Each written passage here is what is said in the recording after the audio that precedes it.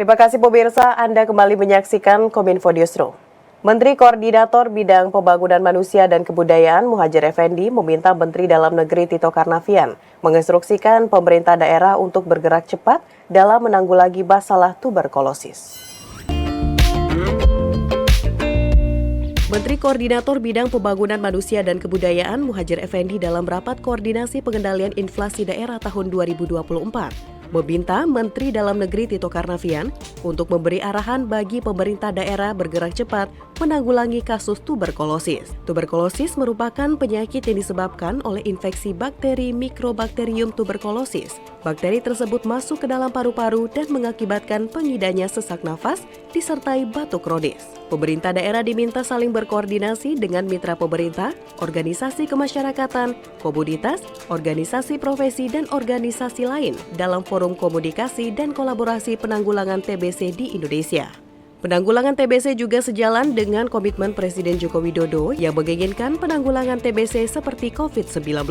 Kami titip beberapa Mendagri mohon bantuan agar pemerintah kabupaten kota yang belum mendirikan dan mengaktifkan TP2TB untuk bisa didorong segera merealisasi.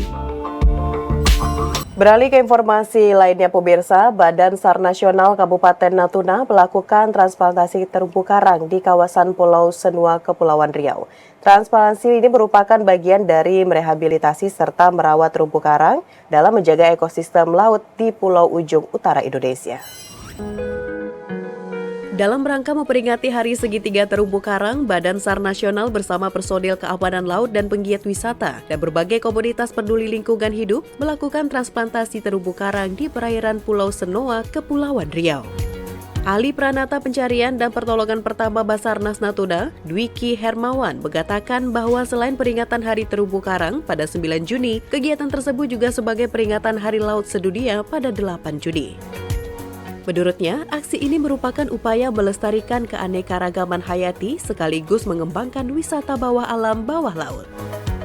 Pembersihan di lingkungan Pulau Senoa dan selanjutnya bentar lagi akan kita laksanakan penanaman terumbu karang yang akan kita bagi, ada tim yang dari selam di bawah dan ada tim yang dari atas yaitu adalah yang snorkeling. Dan ini adalah tentunya untuk pelestarian lingkungan yang dimana kita tahu sendiri Senoa ini adalah pusat wisata yang paling dekat di Ranai di Natuna sendiri yang harus kita jaga, yang harus kita lestarikan. Di kesempatan yang sama, Ketua Komunitas Jelajah Bahari Natuna, Herman, mengapresiasi kegiatan yang digagas oleh Basarnas Natuna. Ia menilai kondisi terumbu karang di Natuna semakin mengkhawatirkan karena banyak yang hilang akibat pemanasan global.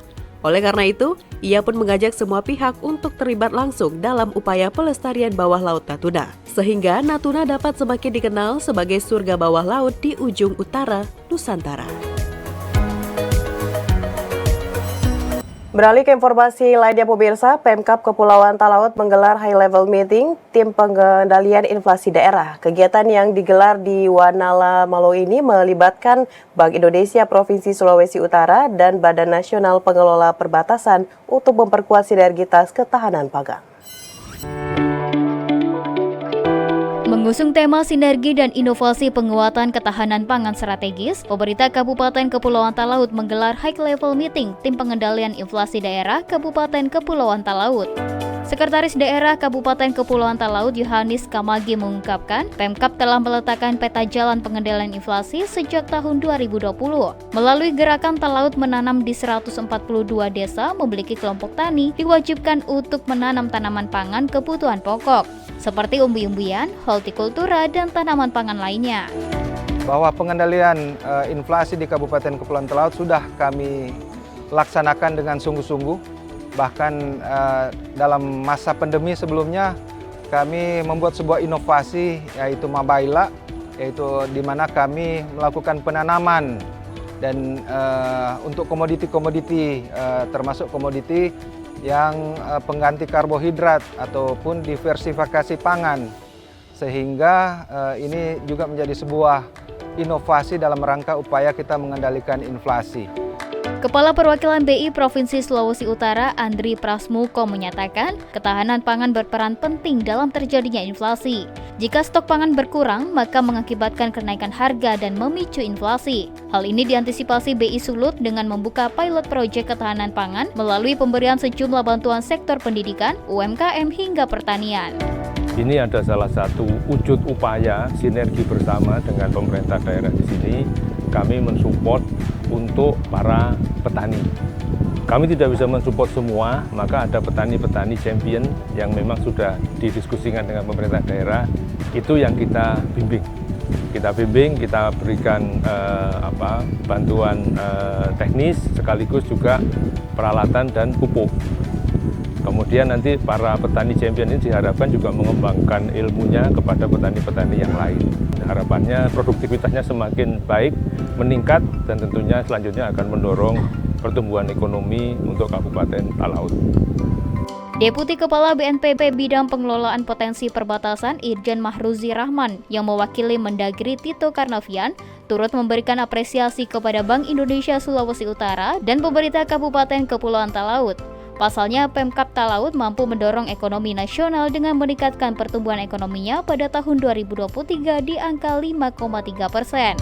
Dengan adanya bantuan-bantuan ini, mudah-mudahan ke depan untuk Kabupaten Talaut ini bisa lebih meningkatkan lagi pertumbuhan ekonominya, peningkatan lagi ketahanan pangannya untuk mengatasi inflasi yang ada di wilayah Kabupaten Talaut. Demikian. Masyarakat penerima bantuan mengaku bersyukur atas berbagai dukungan oleh Bank Indonesia dalam meningkatkan kesejahteraan masyarakat Kabupaten Kepulauan Talaut. Dalam program literasi yang sudah dikembangkan di Sekolah Dasar Negeri Lirung, maka saya berterima kasih kepada Bank Indonesia yang juga memberikan bantuan hibah buku dan sangat bermanfaat untuk membangkitkan minat baca dari peserta didik yang ada di Sekolah Dasar Negeri Lirung. Saya sangat bersyukur kepada pemerintah kabupaten dan juga perwakilan Bank Indonesia yang boleh membantu kami sebagai petani ABK, dan lewat bantuan ini, alat yang diberikan ini kepada kami akan pakai semaksimal mungkin untuk kebutuhan dalam rangka mensejahterakan ekonomi kami sebagai petani ABK. Pemirsa, usai jeda pariwara, kami akan kembali dengan informasi lainnya. Tetaplah bersama Kominfo Newsroom.